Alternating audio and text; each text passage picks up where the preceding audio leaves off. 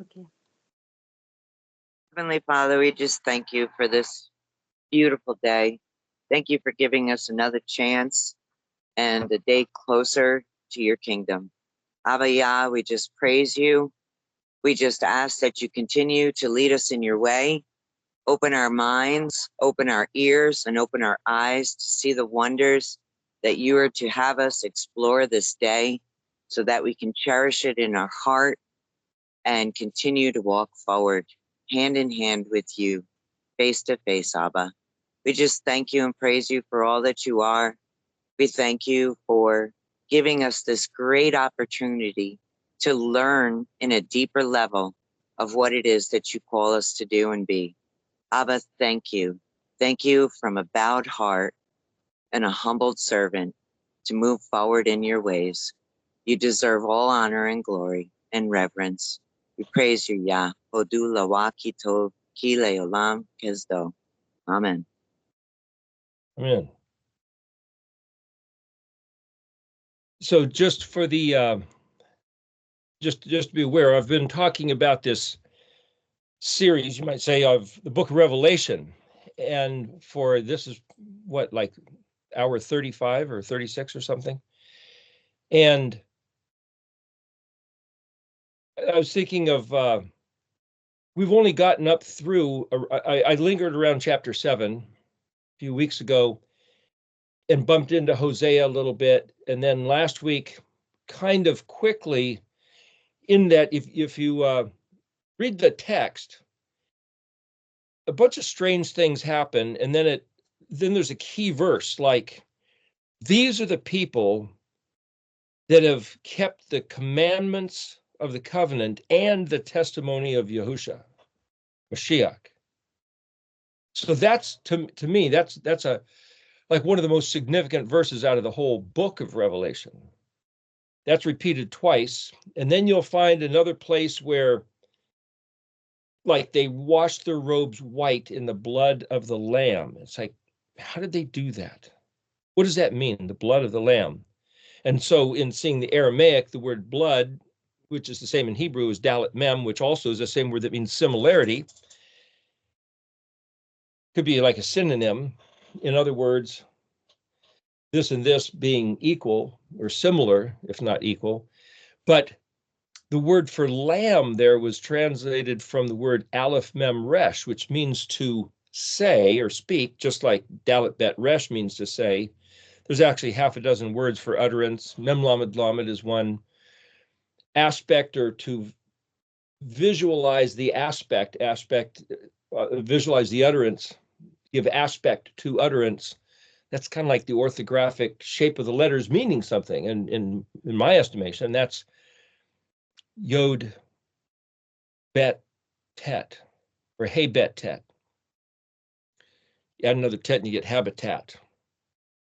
So the habitat of the letters, where do they live? They live in the alphabet. So the alphabet would be the habitat. Hey Bet Tet Tet. Just a way to remember words. But anyway, that means aspect, that means utterance. And that word is used regarding Moshe lifted up the serpent on the pole and the stake, the trellis engineered apparatus, the noon-shaped serpentine nachash, glittery, shiny, coppery on the, so that's this noon samach. He lifted up, and whoever's bitten by vipers didn't just look at it, they'd have to gaze at it. They'd have to, hey, bet, tet, it. What were they doing? Were they just glance at it and go, good, the viper bite was healed? Or they'd have to stop and look and ponder and think, or they'd have to, how long do you look at something if you're just staring at it? And so when Yahusha said, if I be lifted up, just like Moshe lifted up that, was it a serpent on the stick, or was it a serpentine shape on a trellis apparatus? Noon on a samach, then I will draw all men to me. And say, what's the nature of that drawing? To beckon, to pull, to compel, to just glance and go about your way. Oh, I'm saved. Okay, I'm saved from the viper bite. I'm saved from my sins. Okay, then on about business as usual, or to stop and consider, ponder, meditate. And again, that word meditate, hey, gimel, hey, is the typical word. There's a few other words that could be plugged in there, but it seems like the stuff of this alphabet stuff needs to be, you might say, pondered, calmly, slowly percolated, like flooding dry ground with water. Most of it will run off, but if you do a little bit and let it soak in, a little bit, let it soak in, then it conditions the soil and you can throw some more on and it won't all rust just wash off. It's kind of, that's the same way that this stuff seems to work.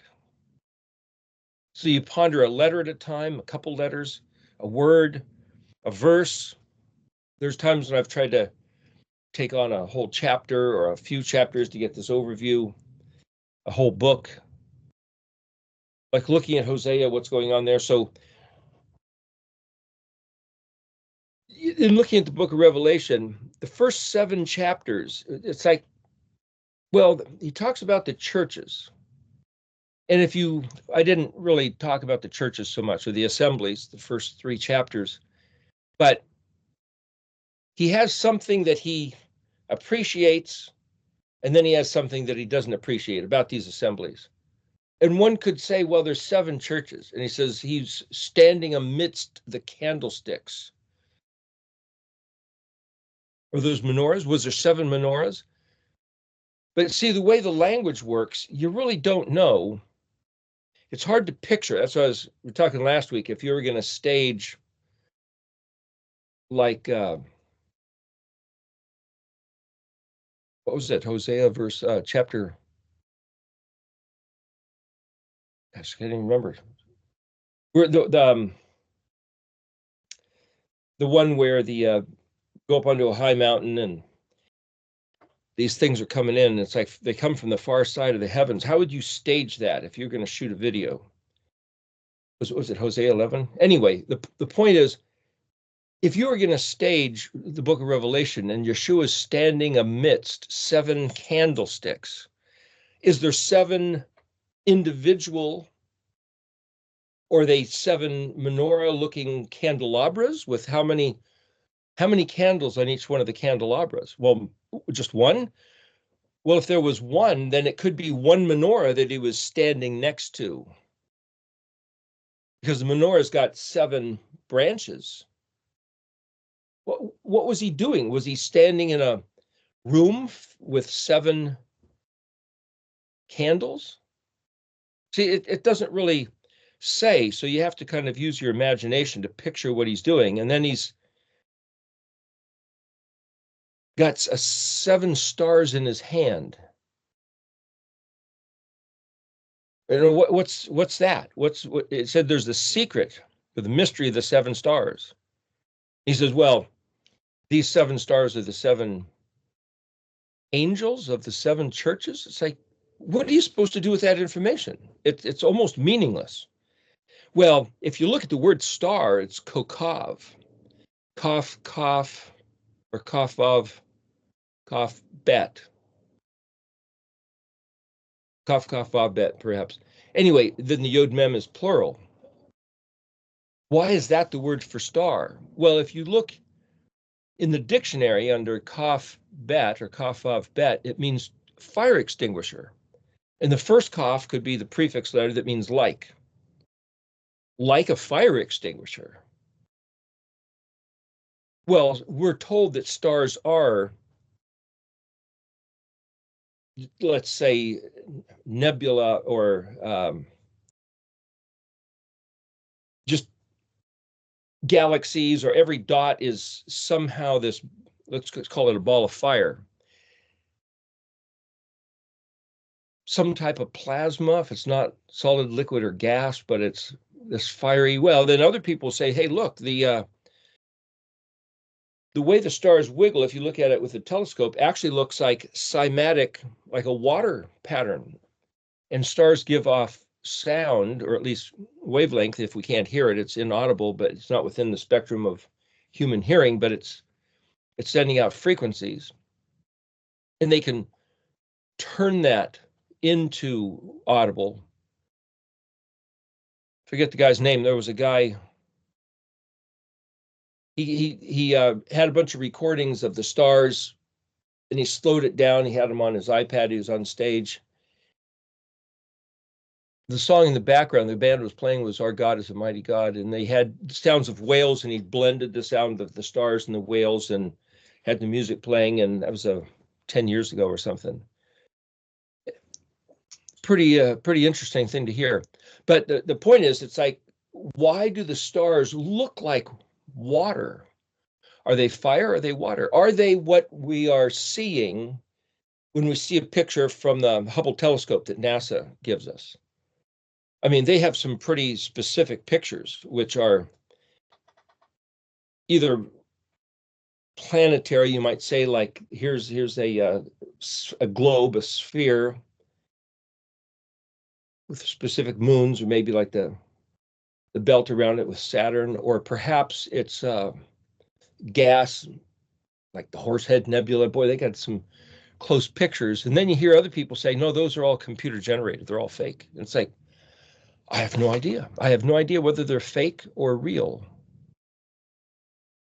And you're like, well, we have a picture of the Earth, what they call the blue marble. And it's like, no, that was compiled by an artist. And there's one particular guy says, hey, I'm the guy who made the blue marble. And it's like, why don't they ever just take a photo of it?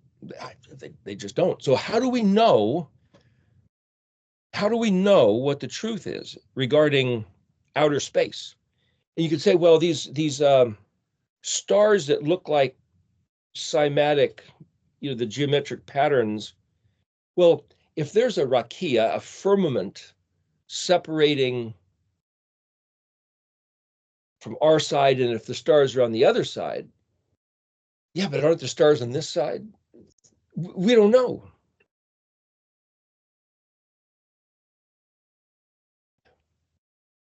Why would the stars be called like a fire extinguisher?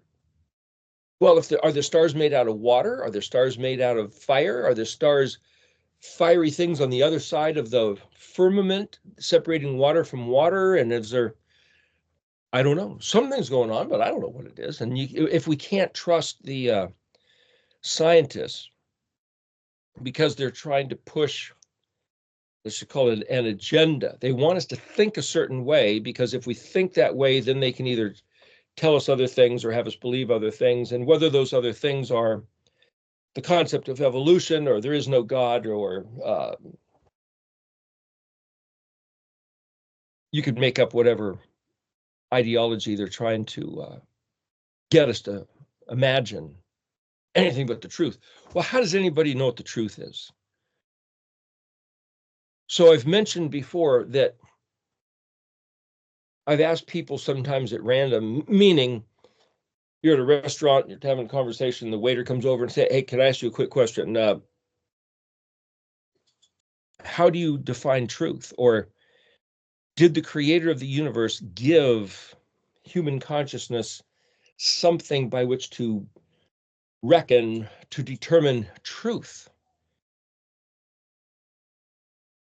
And then you get these different answers. I mean, I don't know who these people are. And it's like one person said, there's no truth, and truth is whatever you want it to be. And I believe, therefore it's true. None of which are necessarily true.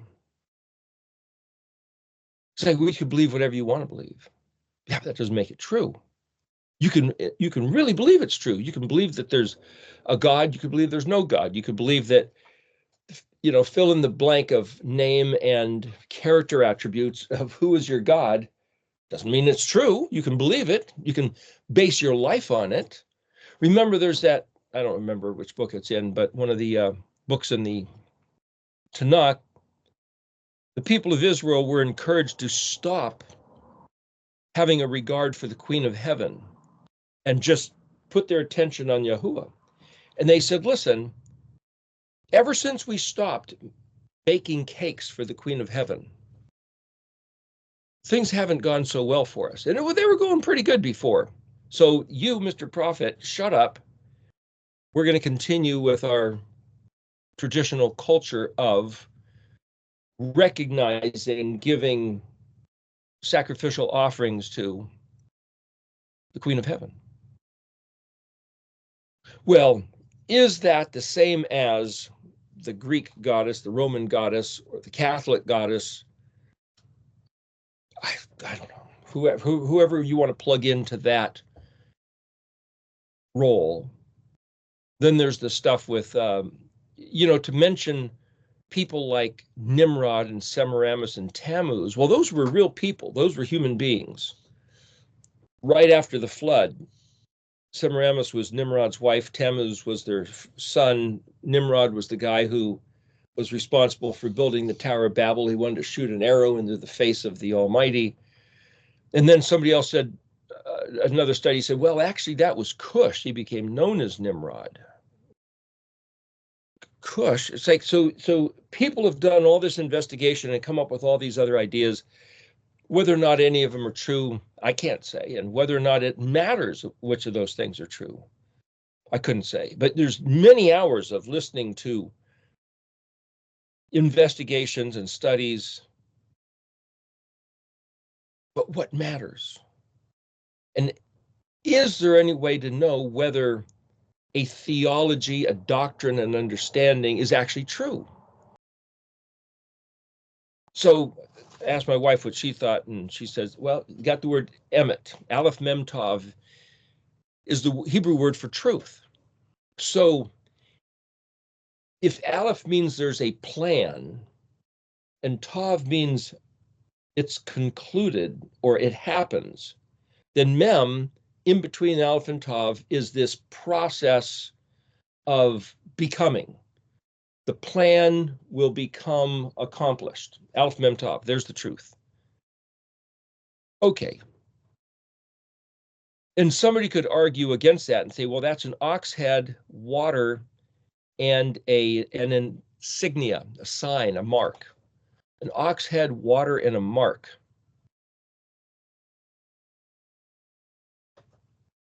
If it wasn't an ox head, if it was a dog's head, I know that dogs like to mark their territory on your sofa or your stuff you don't want them. You want them to go outside, and they'll do it on the inside of the house. And it's like, dang dog. But an ox, we don't have an ox in the house. I'm just spinning off on a little tangent there, just a bit of humor. But the point is, who gives reference of identity to each one of these letters in such a way that you can say, yeah, that is something. And I can hold that as the truth, not just a truth or a thing that might be true. I can choose to believe it true.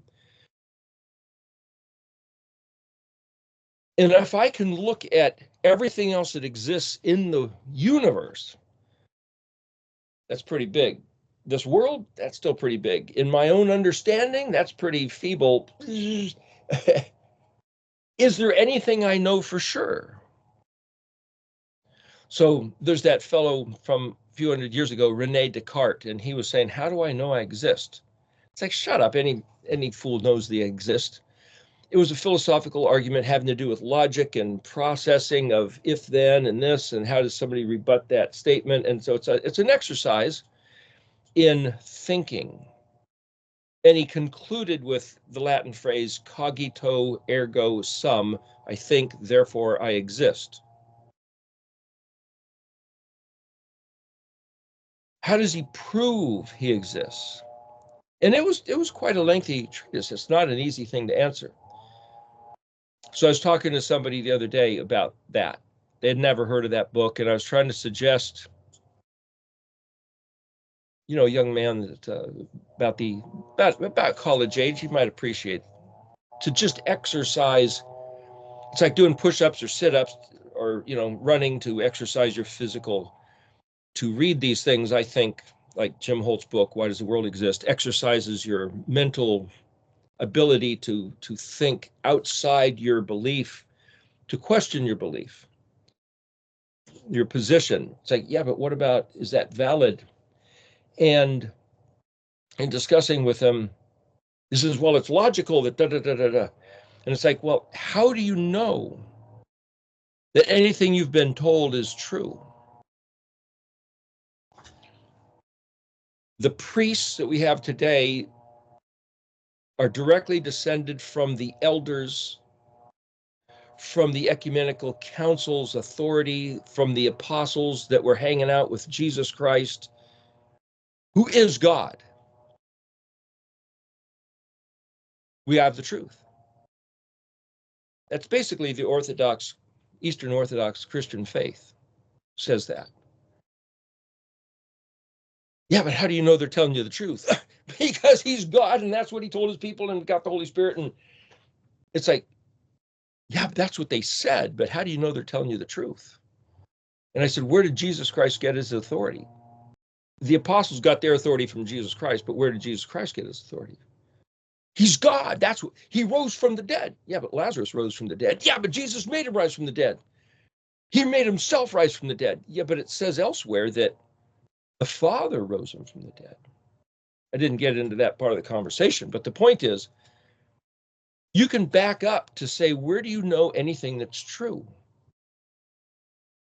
And if somebody is, we mentioned before this concept of lo bashamayim he, lo, lamed aleph is the negative, bet is the prefix, bashamayim, shamayim is heavens, he, that'd probably be het yod aleph, which means, or hey yod aleph, which means to exist here, not in the heavens it is. So there's that thing in Deuteronomy where it says, don't say this stuff is so difficult, it's like in another dimension of the heavens. Who's going to go up there and bring it down for us? Or it's so foreign, like from the other side of the earth. Who's going to go over there and bring it to us so that we can comprehend it and make it ours? And Moshe is saying to the people of Israel, it's in your mouth to say it. It's not in the heavens. Lo bashamayim he. It's not foreign. It's in your mouth. So see, I take that to say he gave us words. The words are in our mouth. So the sword coming out of Yeshua's mouth in Revelation 19 must be another picture of words, not just he's going to come and kill people. He's going to speak, be thou dead, and everybody kills over dead. He doesn't have to pick up a sword and start hacking and slashing. Speak the word. But if Moshe said that it's in your mouth, and then so what's taken, and I don't know how many people don't know this or know this, but this is a Jewish thing, as I've heard it numerous times. And somebody could say, shut up, you're profaning the respect of the sages and rabbis. I'm not trying to profane, it's just a matter of information. But so there's this thing they say, lo bashamayim he, it's not in the heavens, it's in the mouth. If you have 10 rabbis, a minyan is a group of 10, a legal quorum minimum. If 10 rabbis determine what something is, then that's what it is. And if a true prophet were to come up and say, no, you guys got it wrong, it's actually like this. They'll say, no, we don't have to listen to you. It's in our mouth to declare it. And then if this is this thing that they have, that if a true prophet, that true prophet says, look, I have it by divine revelation that there's the truth. And if I'm telling you the truth, may that tree out in the field be ripped up and thrown across the field. And all of a sudden a wind gust comes up, picks up the tree and throws it like a tornado and throws it. And they say, we don't have to listen to the tree. It's in our mouth to declare it. If what I'm saying is true, let the river flowing change its direction immediately and the river flow. We don't have to listen to a river. It's in our mouth. If the prophet says, if what I'm saying is true, let the voice of the Almighty confirm it. And the booming voice from heaven, listen to the prophet. He's telling you the truth. They say, we don't have to listen to it. It's not in the heavens. It's in our mouth to declare it. Lo bashamayim he. So now they're not trying to be stupid. They're not trying to be too much. These rabbis really believe that's what it means.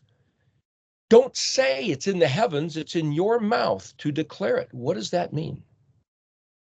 That means we, the leaders of the people, we meaning the rabbi group, the 10 rabbis, were given authority from heaven, from Elohim's own heart back then to be the ones that declare what a matter is here on earth. So the Christian ecumenical council, you might say, assumes, or when I say the word assume, it means to take on or to the exact same authority. As I've heard it, as I've gathered it throughout the years, the church believes that it is the voice of authority. Because the Jews had the Romans crucify Jesus, then okay, they washed out. They opted out. Just like Reuben went up to his father's bed with Bilhah, and so Jacob said, "You lost your inheritance." And Simeon and Levi were too vicious, bloody, and so they lost their position as the next order of firstborn. And so Judah, born as number 4, took over the preeminent position of number 1. The other 3 guys lost. So the Christian church authority, as I understand it, is that the rabbis and Israel as a whole lost their position, favored position, as firstborn son, as bride of Christ, as Israel, spiritual Israel unto YHUH. And so they really believe they have the authority to change things. And if Jesus is God, one mind, one heart, then for him to say, this is what it is, that's the voice of authority. Well, when I said, well, where'd Jesus get his authority? Yeshua said, I only do what I see my Father doing, and I only say what I hear my Father saying. That's where he gets his authority, because he's not presuming to take authority and run. He's giving honor, as he said, my Elohim and your Elohim, my Father and your Father. So then you get this mystery of the Trinity where very God and very man, that time he was speaking as the man, and it's like, well, that's what the doctrines say. Yeah, but who knows if they're right? They claim to be right. Yeah, but are they right? What is right? And then they say, well, you got to believe in this Trinity. So just believe it. Just believe it. You don't have to wrap your mind around it. You don't get any extra points for being logical, for being smart, for being clever, for being able to imagine the unimaginable. There's no extra points. All you do is you find favor if you believe, and you can choose to believe. Yeah, but is all that true? That's what they said. That becomes policy. That's doctrine. So if you say, okay, I will acknowledge the authority of the elders. Okay, now what do they tell me to believe? Okay. But then if you go back and you look at Deuteronomy in particular, it looks different.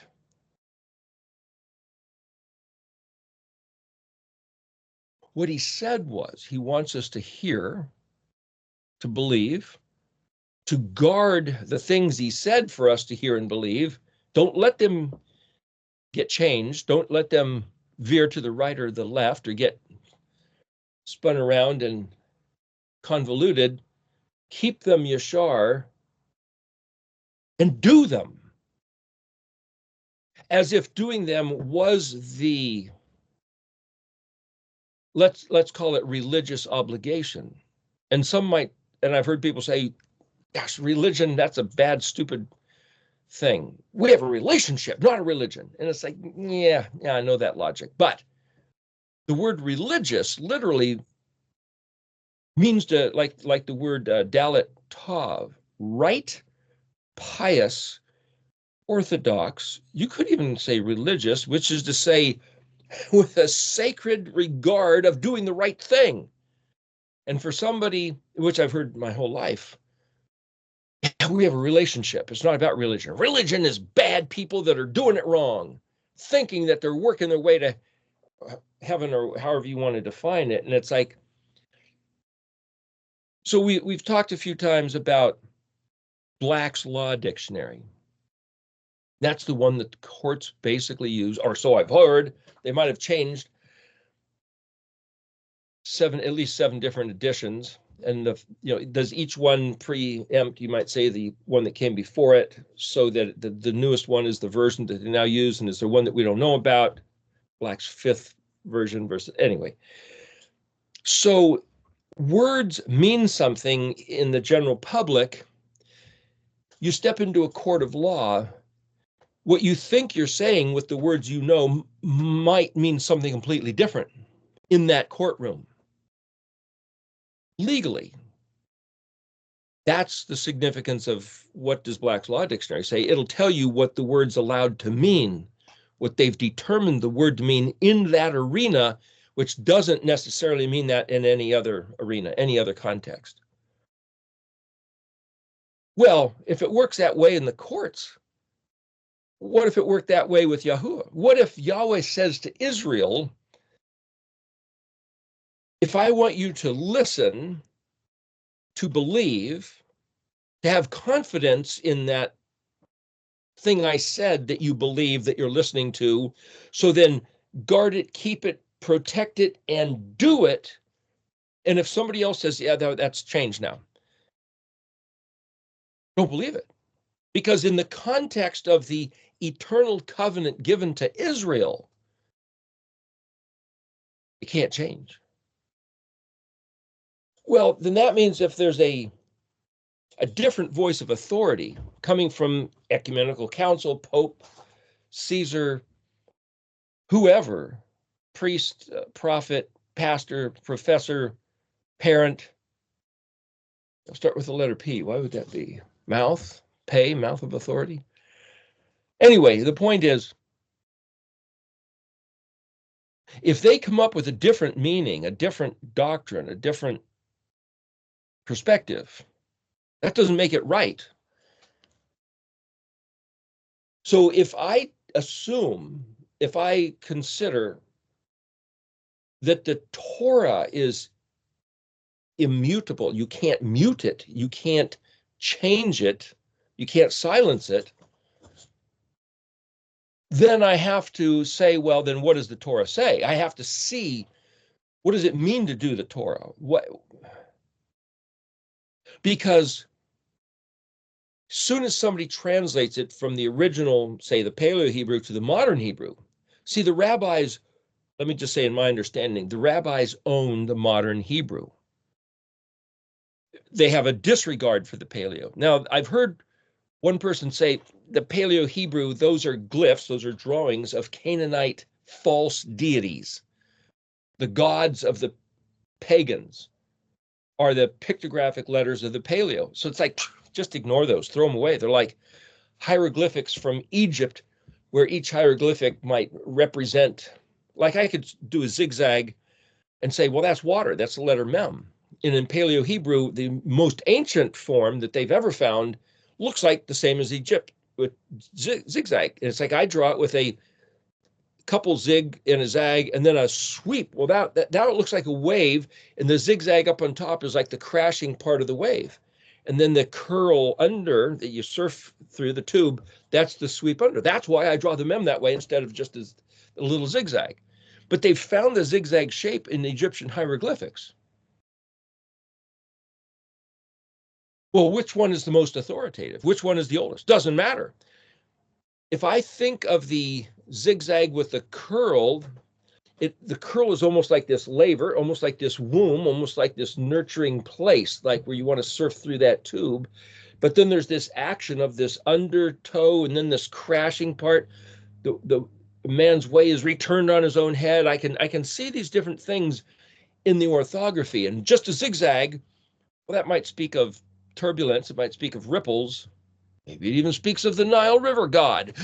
The Egyptians doing what? And it's like, oh gosh, I can't prove that that's what the Egyptians were thinking, nor anybody else if they see the zigzag. But to choose the shape of the letters that to me makes me consider the bigger picture. That's why I determined to use the shapes of the eriktology font. Never claiming that they're provable to be the oldest, the most archaic. Yes, they are of ancient, but I didn't find a particular letter set on some artifact and then say, let's take that. Most of the letters have been found, well, all of the letters have been found on various artifacts, never in that total collection.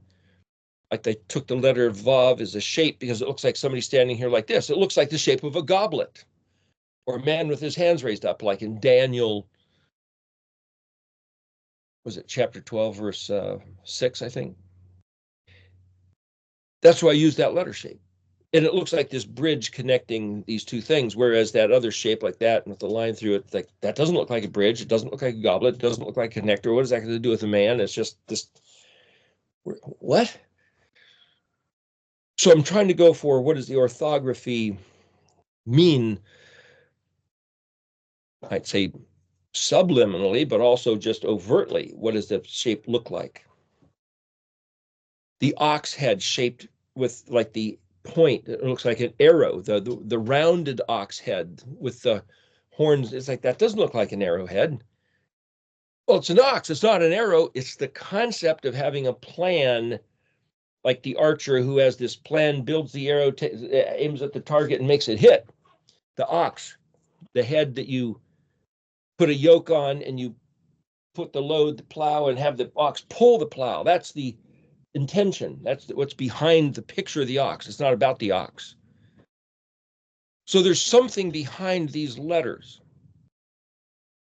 So then if I was going to sit there and say, did the Almighty give some bearing of truth to human consciousness? And say, if we talked a couple of weeks ago that he invented this thing called truth. That's different than saying is something true. There's this concept of truth being a concept, being a thing. Like wisdom being a thing. And then that's a little bit of a tangent thought here. Then people say, well, chakma, that's a feminine suffix. Sophia, that's a Greek word for wisdom. And that's like, okay. So there was this one fellow from Matthew Nolan, Torah of the Tribes, saying, he gave this talk a few years ago that Sophia, this name of wisdom, is the consort of Elohim, that he invented this female consort, one to have a relationship with and making everything else, and that's, well, he can do that if he wants, but is that true? It's almost so weird. It's like, what the, now I have to try to wrap that in, plug that into my paradigm of reality and go, what? Is that the same as the Queen of Heaven? What about the Virgin Mary? How does the Virgin Mary and Sophia have this little squabble thing going on between them? I heard women have that. I what do I know? But I've heard that, mother-in-law, daughter-in-law sort of thing. What's that look like? What? I don't know. I'm just saying. You hear things, and then you try to say, is that real? Is that true? How does that? What am I supposed to do with this information? So for me to then say, well, if the rabbis own the modern Hebrew, they're allowed to say the words mean this or that. It's not in anybody else's mouth, it's in their mouth. If 10 rabbis agree this is the way the language works and this is what the words mean, then that's what they mean.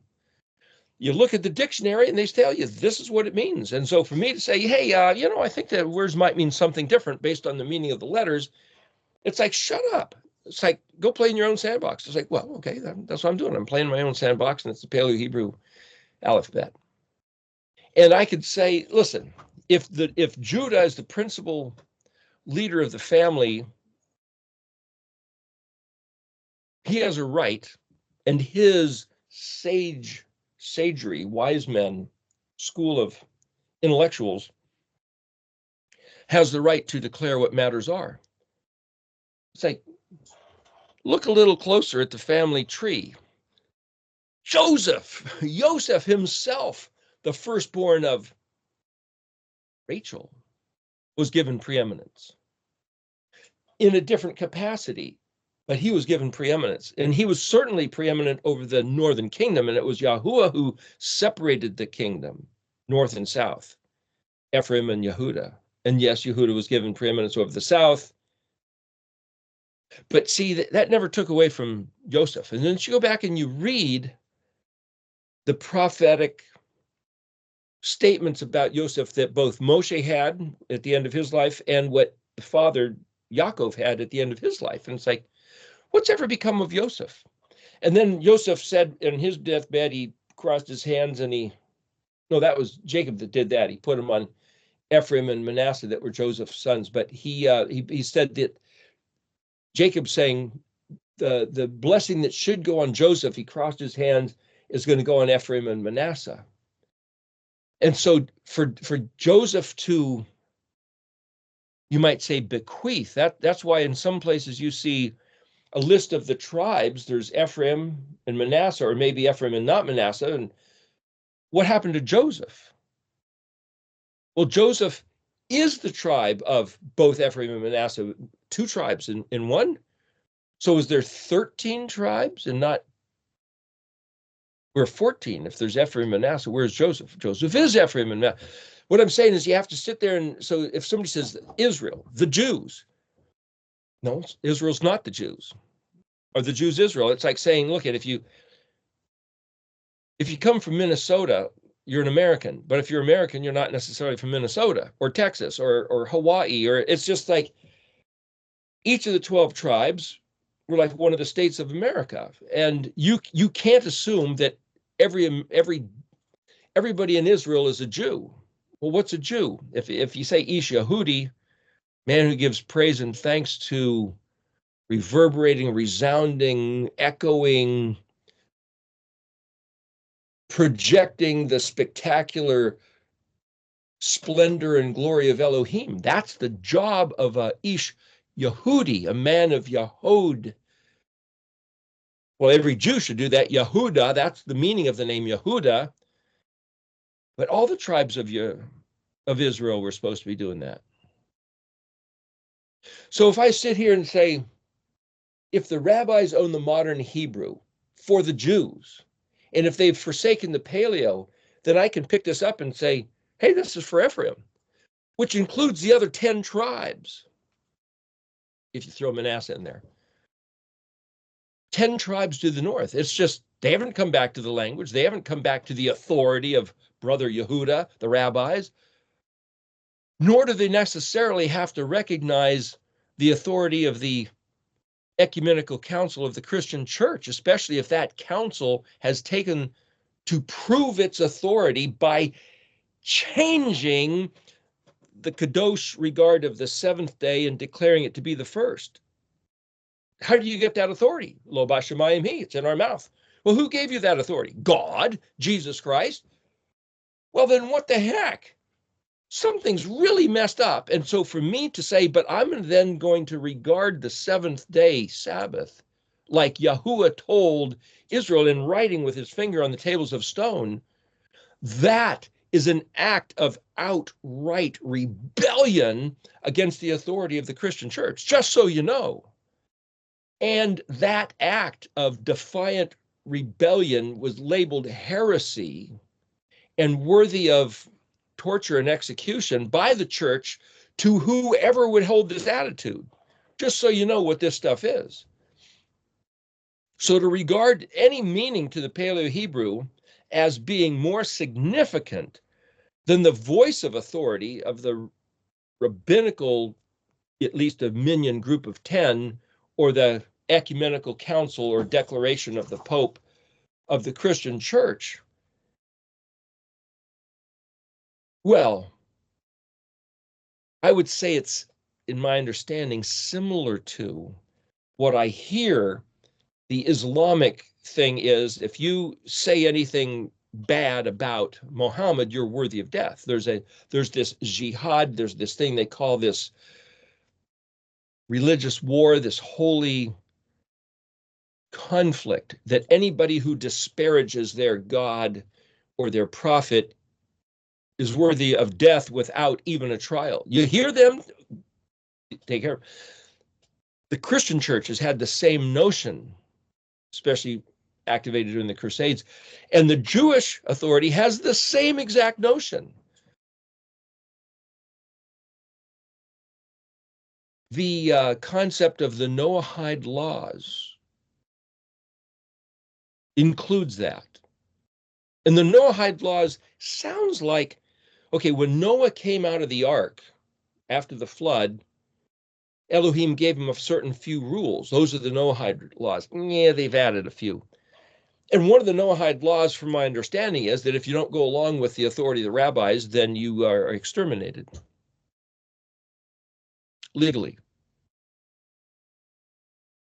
So the idea of saying I'm not going to acknowledge the Noahide laws, well, I think it was when Trump was president, and maybe even Bush. I remember seeing a photograph of a bunch of rabbis standing around him, and he's signing this paper that for the government of the United States to acknowledge the Noahide laws, which is to say, wait a minute, is somebody giving legal execution level authority to the Jewish rabbis to say if somebody doesn't go along with what they declare, that they will suffer that penalty? Why would he sign that? Why would the president of the United States sign something that says if we don't go along with the WEF or the international, let's just say, organizations of commerce, that they have the right to punish American citizens without regard for the civil authority of the American people? Who's in charge here?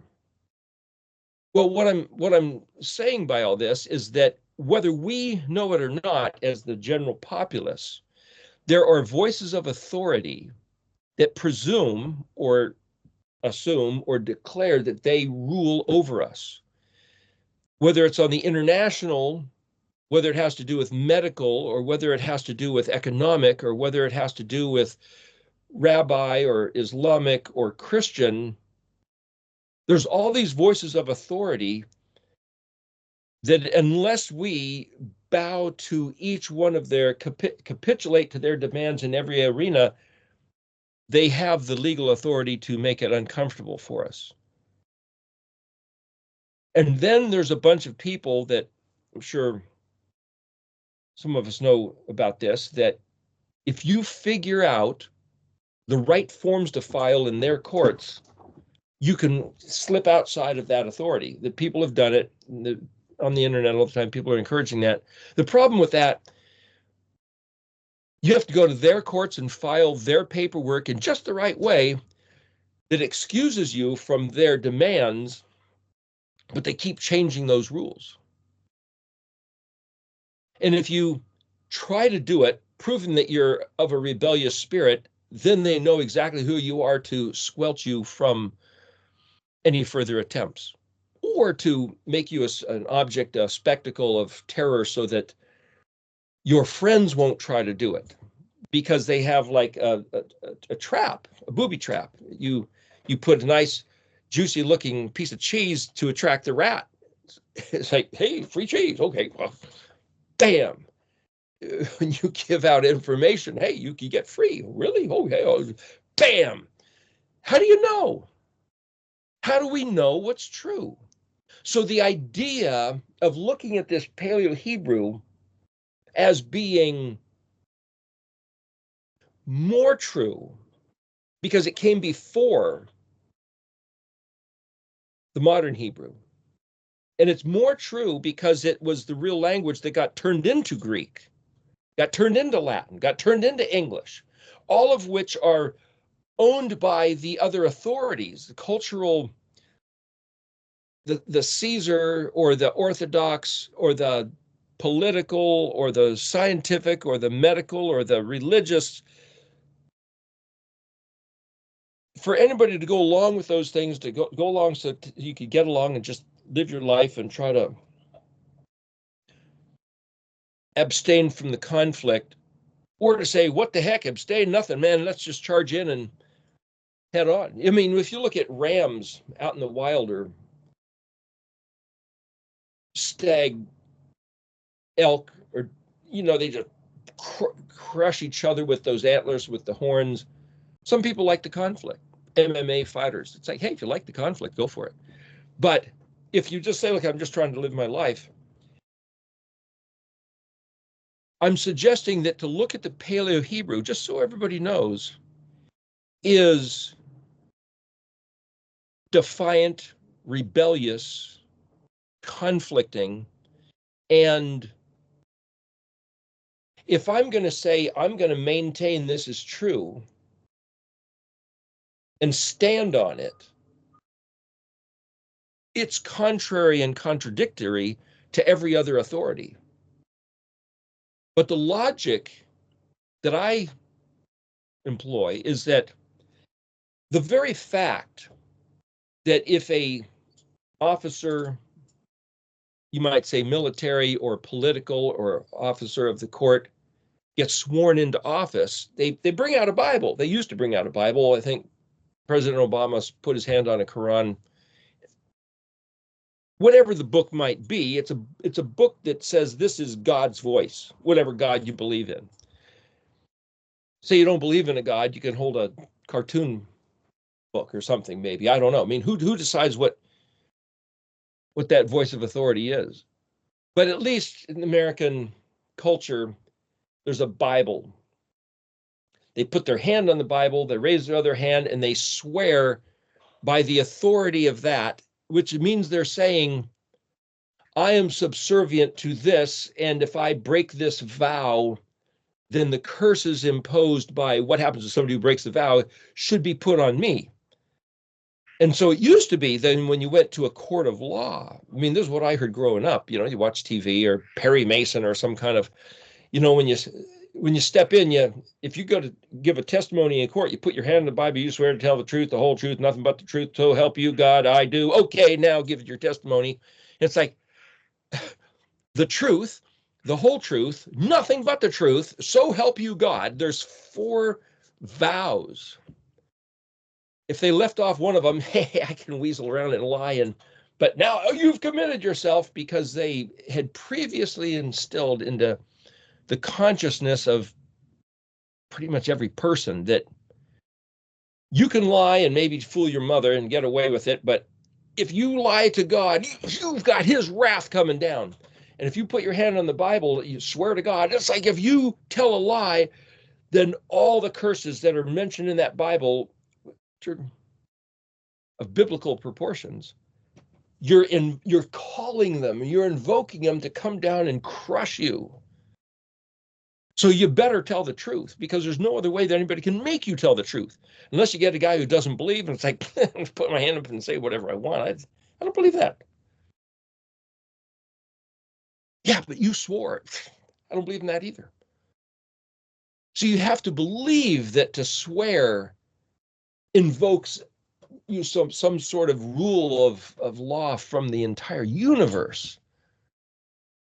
Or that if there is a God, the God of the Bible, he's the one you're saying, hey, look at me and whack me if I say something against you. But you have to preload, you have to build into the psyche of the individuals that means something. Yeah, but what if nobody believes the Bible? Then you can't have them swear on the Bible and have it matter.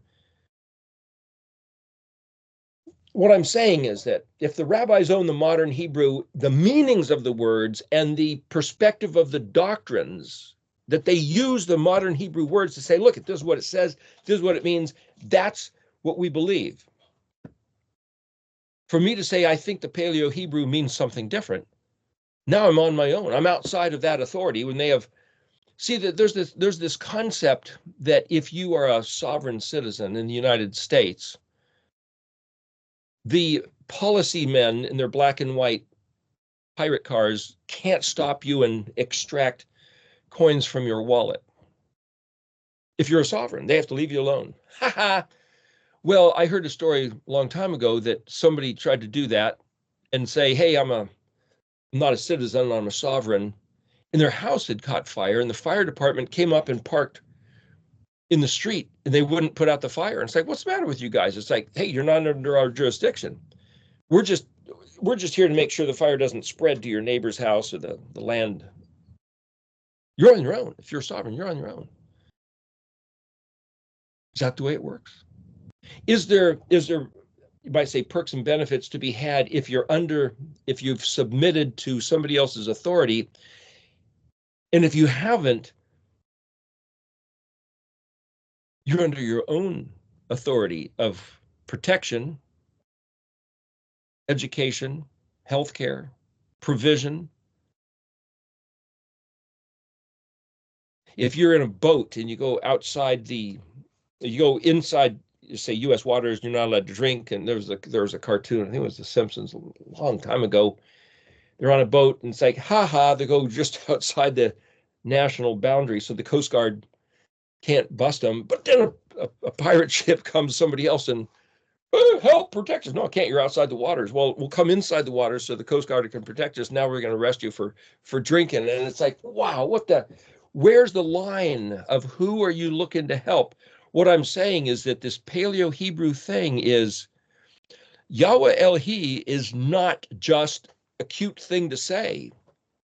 Yahuwah is my Elohim. It's me and him. That's all there is. In other words, that consciousness means I don't regard the rabbinical authority. I don't regard the Christian church authority.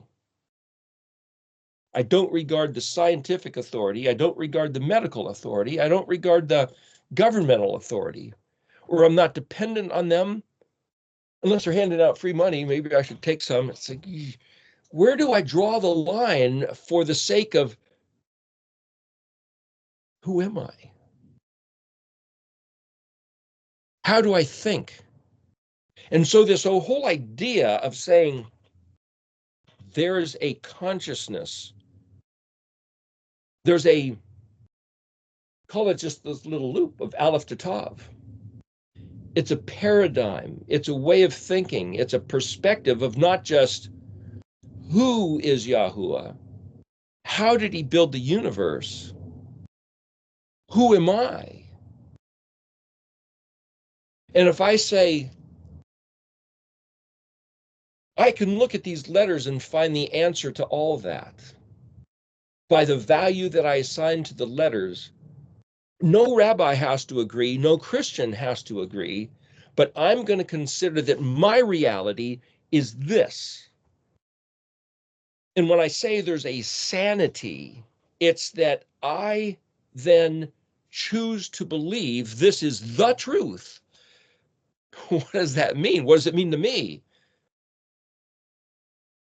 If I then look at the value of the letters and say Aleph is self-referential, if I'm going to plug myself into the Alephness, then this is my thoughts, my position, my identity, so it speaks of identity and intent.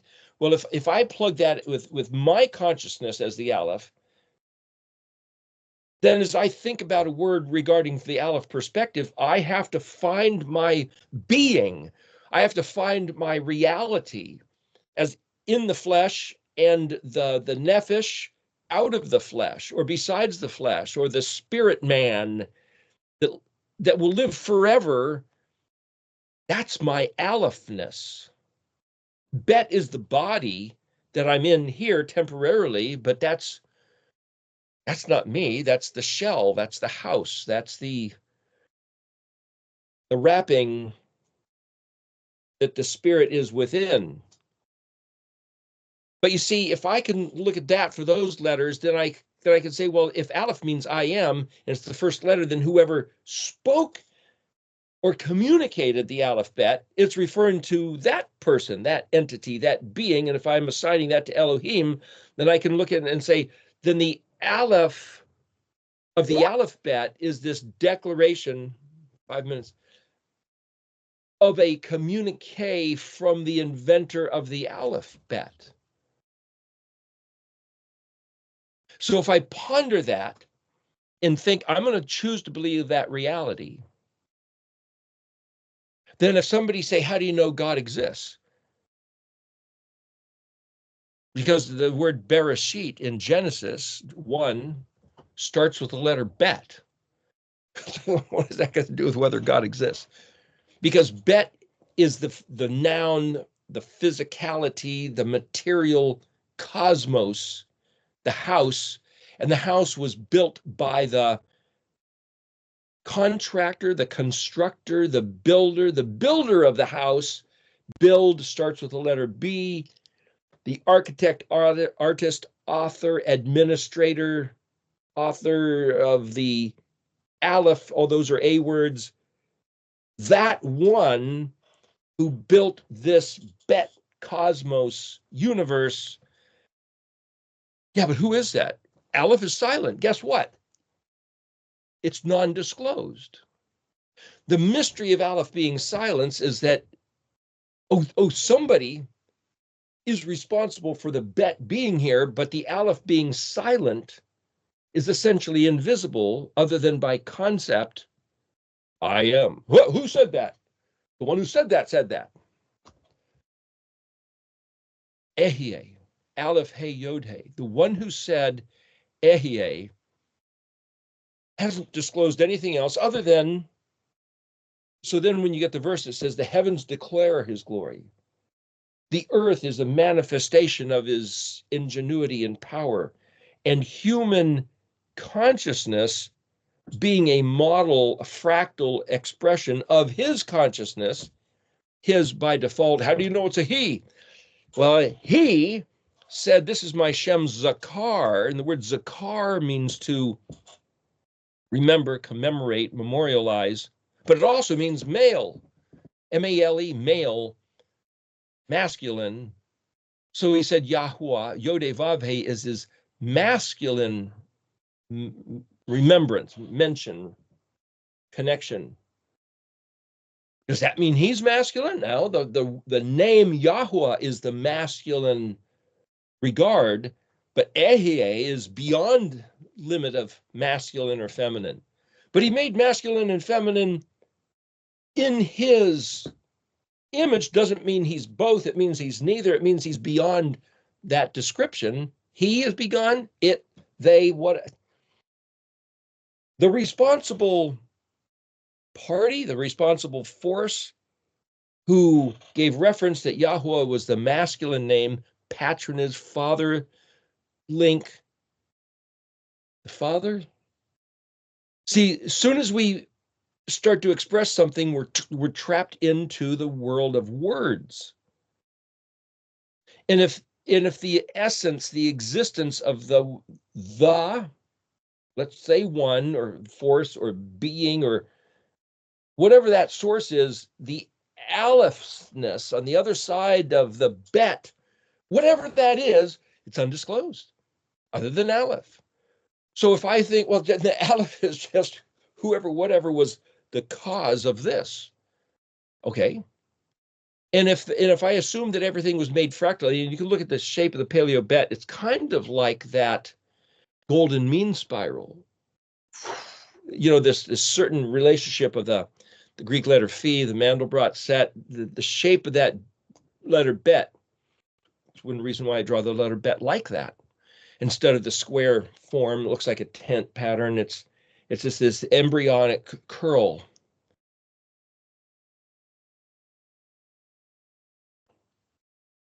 This expression that we see in the material realm coming from the Aleph,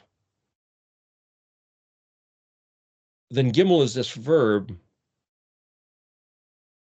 But if Bet means in, on, with, among, through, against, in the condition of, as a prefix letter, in what? On, with what? It's otherness compared to whatness, the firstness. So Bet is a reference of a position with Aleph. Well, Gimel is like a neck, a tether. Then Gimel says something about what's between the Aleph and the Bet. So as I sit here and pondering the meaning of the letters, and I invoke different verses here and there, it builds my understanding of who am I in this place. Doesn't matter what the rabbis say. Doesn't matter what the scientists or the church says. They might be right. They may not be right. And if they presume to be able to change things because they say so, then I've got to really question whether I want to go along with what they say. Just because they say it doesn't make it right. In my book, well, then how do you know what to believe? And as I was saying to this other guy, did he give us did the creator of the universe give humanity something like a plumb line? Drop it, you got perfect verticality, a water level, you get a hose and you got two clear ends and you fill it with water, and you can be near or far and you hold up the ends of those hose and you can find the water in that clear section and the water in that clear section, and you can bet you're absolutely perfectly level.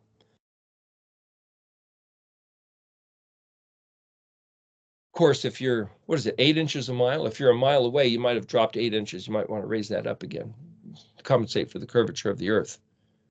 See how that works for you. Anyway, we're at a break here. We should stop for a moment.